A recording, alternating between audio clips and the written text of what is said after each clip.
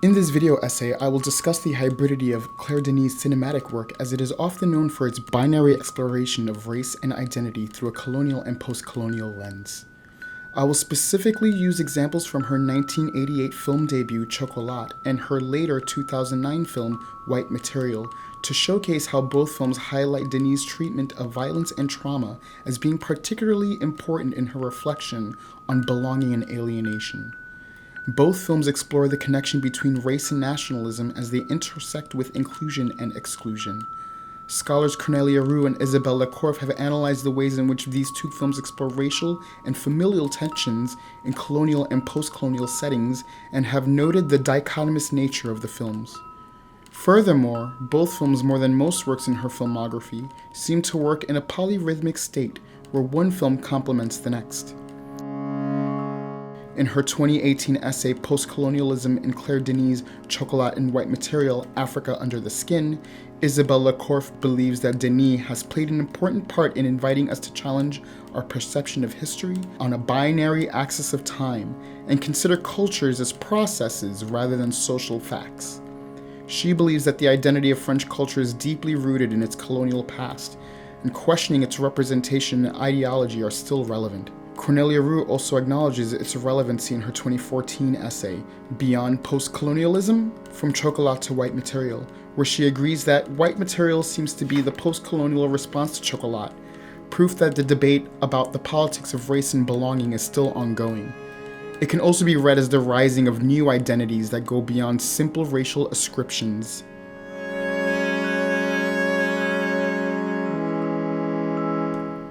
Chocolat portrays the colonial past in a contemporary setting, where a now grown-up France, whose name refers to the country of her birth that she was unfamiliar with during her childhood, arrives back in Cameroon to search for the home she left behind. The film is mostly told in flashback, where we see young France living in Cameroon with her parents in 1957. Her father works as a colonial administrator and is often away from home, leaving France with her best friend, the family's adult house servant, Prote, and her neglected mother, Amy, who grows increasingly sexually attracted to him. In the opening scene of Chocolat, where we see a father and son lying on a beach, it shows a close-up of the boy's hand. The water washes away and the lines on his hand become visible. The scene connects to another one at the end of the film. Prote has been banished from the house for refusing Amy's sexual advances, and France finds him working in the garage where he's been reassigned. Est-ce que ça brûle?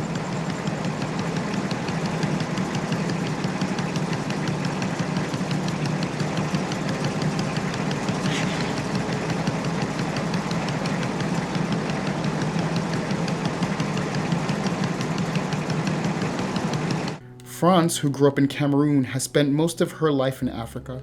She even believes she will die there. The scene can then be understood as her painful realization that she does not belong there. Roux reminds us that it is important to remember, however, that Prote himself is also left with a scar. A scar forms between them from that point on, as they are connected even though the relationship is soon over after. These scars demonstrate how colonialism marked their identities, and those scars are carried into the film's contemporary frame. Donne, je vais regarder. Je vais te dire si tu dois partir là-haut ou pas, pour ta maison. Elle est drôle, ta main. Enfin, rien. No past, no future. The phrase is a clear statement about France, the country, as well as the protagonist, both of whom have a violent past that culminated in violent acts that scarred both sides. It's impossible to know what the future holds for either Prote or France. However, Prote's name suggests a possible option. He is a protean, a shapeshifter. His adaptability can enable him to learn to adjust to new post-colonial conditions. Going by this visual motif, Mungo's son has a future due to the fact that his hand lines are clear and not damaged by the scars of colonialism in the way France and Prote are. In part because their skin color defines the way they perceive each other, France and Mungo in the beginning of the film are unable to differentiate between themselves. Vous êtes touriste? Si vous voulez. Je vous laisse où? Au départ des bus, s'il vous plaît. Vous êtes fauché? Non. Mais j'avais pas envie de prendre un taxi. C'est plus typique, c'est ça? Vous êtes de Limbé? Non. Je me souviens le jour de mon arrivée en Afrique. J'étais complètement sous. À la douane, j'avais envie d'embrasser les douaniers, mes frères. Je me disais, ça y est, man, tu es rentré chez toi. J'avais gardé mon pull. Je sentais même pas que je dégoulonnais de partout. Je me suis bien fait baiser la gueule à l'aéroport par la première taxi. Lui, il avait rien à foutre que je sois noir. Il avait raison d'ailleurs. Mes frères par-ci, mes frères par-là. Ouais. Je suis bien resté un Américain. Ils n'ont rien à foutre des types comme moi ici. Ici, je suis rien. Je rêve. Si je mourais maintenant, je disparaîtrais tout à fait. Bruce states, post-colonialism as a theoretical paradigm expresses the idea of hybridization, of hybrid people, trapped between one or more cultures, confronted with problems of alienation and non-belonging. Hybrid is an adjective that means being made up of two or more different things. Thus, a hybrid car runs both on gas and electricity. Hybridity is the idea that there is no pure innate culture or identity during and after colonialism. Cultures from post-colonial eras are a mix of the original culture of that area from before colonialism and the culture of the colonizers. The traces of colonialism remain even if foreign influence is removed and people are granted political independence. It is in this way that both France and Mungo have hybrid national identities with no sense of belonging to either country of origin or country of residence. While Chocolat can be seen as a reflection on colonial identities broken and displaced, White Material explores the subject more than 20 years later in significantly darker tones. Continuing the themes of Chocolat, Denis continues the discussion in White Material with her co-writer, Franco-Senegalese Marie Ndiaye. With White Material, Denis invokes the work of French psychiatrist and political philosopher Frantz Fanon. His 1952 book, Black Skin, White Masks, is a critical analysis of the psychological consequences of colonialism, especially for African black people, but with a comparative analysis of the same for white people. In Black Skin, White Masks, Fanon discusses the neurotic condition that typifies the oppressed black subject, their psycho-existential complex. He writes, I believe that the fact of the juxtaposition of the white and the black races has created a massive psycho-existential complex. I hope to analyze it to destroy it. In exploring interracial dynamics in post-colonial Africa, Denis examines the predicament of white Europeans who identify with Africa, but are still seen as foreign invaders. Because of that, they remain distinctly other in the eyes of native African blacks, integrating into black society only to the extent that they are diminished to a form of white material, disposable in the way the colonial era reduced African black subjects and the post-colonial era continues to reduce African black subjects. Ça vient d'où? Ça vient d'où? La plantation en bas. C'est que du white material. For different reasons, whether out of a desire to ignore the colonial past or out of shame of it, these post-colonial white subjects nonetheless endure some of the same psychological trauma experienced by Fanon's alienated African black subjects. Denis and Ndiaye do more than simply describe the rejection of white Europeans in post-colonial Africa. They delve into the emotional landscape created when white Europeans' sense of belonging and rejection clash. White Material follows a struggling coffee producer in an unnamed African country who decides to stay at her plantation despite an escalating civil war. The film's binary belonging is represented by the film's white protagonists. In the geographic belonging of Maria, the mother, her sense of belonging is rooted in the history of economic violence experienced by black Africans, and in the social belonging of Manuel, the son. Manuel's sense of belonging to black Africa is rooted in a violence both internal and external. The intense connection to the land is what drives Maria Vile's sense of belonging to her home. There are numerous elements in the opening sequence that depict Maria's exclusion and separation from her home.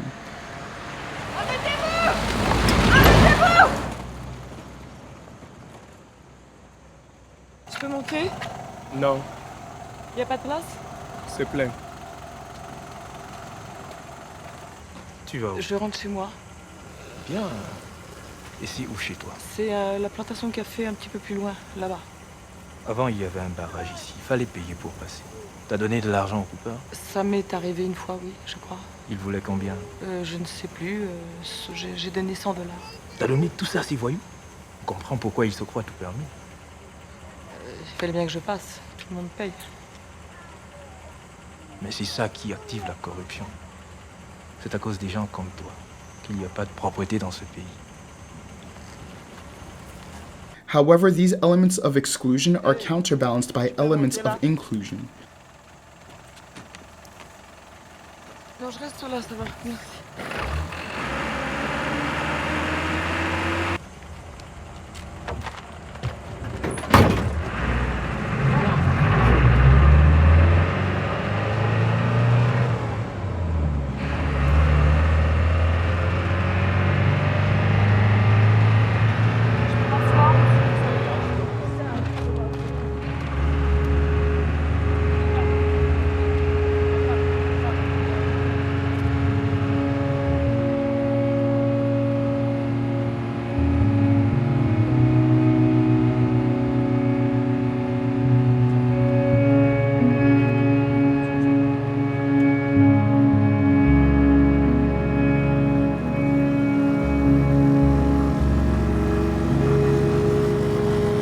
LaCorf writes, "In the motorbike scene, Maria's hair, her clothes absolutely matched surroundings, and even her hands turned a brownish color. It is noteworthy here that Maria's connection with Africa only occurs visually while alone. Her harmony with the land in the flashback scene stands in sharp contrast to her visual dissimilarity in the shots framing the scene of her sitting in the bus. In particular, the similarities in angle, size, and framing of Maria in 2 consecutive shots, connecting flashback and present, convey Maria's sense of belonging when alone and her dislocation as a social outsider when around others."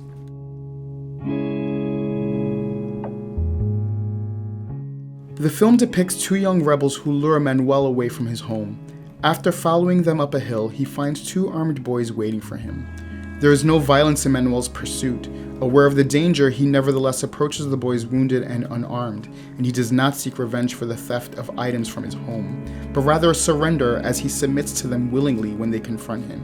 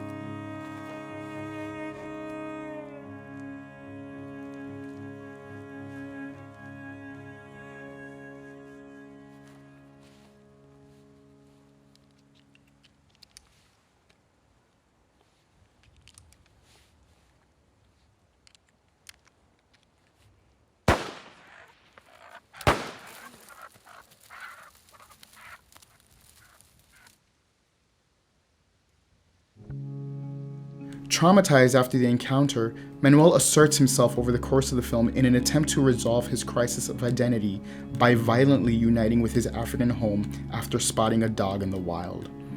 Considering the film's use of color, these visuals show that Manuel's yearning for integration with Black Africa, the blackening of his feet, will be accompanied by violence and pain, the bleeding cut of his foot.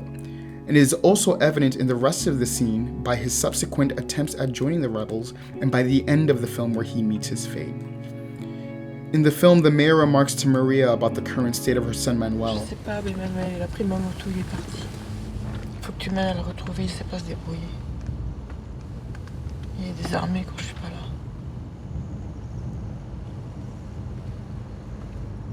L'extrême blondeur attire une forme de malheur. C'est quelque chose qu'on désire saccager. Les yeux bleus sont gênants. C'est pourtant son pays, il est né ici, mais le pays ne l'aime pas. Manuel, while struggling with his blurred identity, cuts off his fair hair, assaults his grandfather's nurse, and locates the rebels. The most profound sense of union Manuel has with the African rebels is developed by willingly taking all of his family's belongings, giving it to them, symbolically showing his willingness to sacrifice his family and personal belongings for their happiness. With a now fully formed union between Manuel and the rebels, they take to ingesting pills stolen from the local pharmacy and go to sleep. However, the camera emphasizes how apart they are, as they are framed in close intimate proximity in a tracking shot, while Manuel, framed in isolation, takes a few final pills, lies down on the grass, and stares emptily at the camera, about to sleep both communally and alone. There is a deadly consequence to this union, for it allows the government forces to murder the child rebels with gruesome brutality while they are in a deep sleep, and Manuel is subsequently burned alive in the coffee factory. Rue notes, his corpse, burnt beyond recognition, is now, in a cynical comment on the issue of race, undeniably black, a state that was inaccessible in life. It suggests that colonialism still produces interracial alienation that can only be resolved by violence, while confirming Fanon's theory that suggests that colonial violence prevents the idealistic healthy encounter between black and white subjects, and suggests that interracial dynamics in contemporary Africa are still plagued by the absence of a decisive reckoning with their colonial past. Despite its racialized power structure, white material also confronts the gendered powered structure through Denis' portrayal of a white woman who reveres and destroys the African land. Maria's grief causes her to turn against and brutally murder her father-in-law. He, with his African affiliations and property, seems to be the cancer deeply rooted within the country and her family. The film savagely illustrates a radical liberation from oppressive systems, whether patriarchal or colonial. In both form and content, Chocolat and White Material are polyrhythmic. Lecourf recognizes the invisible thread in both films. Even both titles are relating to color contrasts. She notes, an implicit connection can be established between the two women who go through a similar process, only at a different pace and time. The framing devices used in each film play with chronology. She adds, the flashback structure and the focus on a white woman following the prologue are present in both films. The white young woman of Chocolat can simply have aged and be the heroine of White Material, having settled in some African country. Adding to that, the actor who plays Prote in Chocolat, Isaac de Bancol, also plays the rebel leader, the boxer, in White Material, suggesting that Prote could grow up to be the boxer after he disappears from the garage after burning his hand. Je veux une fontaine. Chocolat is a story told in flashback. The adult France and Mungo scenes bookend the film. The film illustrates France's realization that she never fully belonged to Africa. Although she holds strong memories of Cameroon, she accepts that she is no longer a part of that country, to the point where the film concludes with an indication that she may progressively move on from it. White Material begins with a tense prologue we soon later find out is a flashback. Maria may be violently ejected from Africa, yet she persists in staying behind, pleading to be permitted an extra few days to accomplish her duty of organizing the coffee harvest. She believes she will succeed despite her ignorance. Although there are differences in appearance, both France and Maria, their color conjures images of an aggressive past that pushes them away from Africa. When Prote burned his hand on the pipe in Chocolat, it symbolized the first act of rebellion. 20 years later in White Material, the final fire obliterates the remnants of the colonial presence in Africa.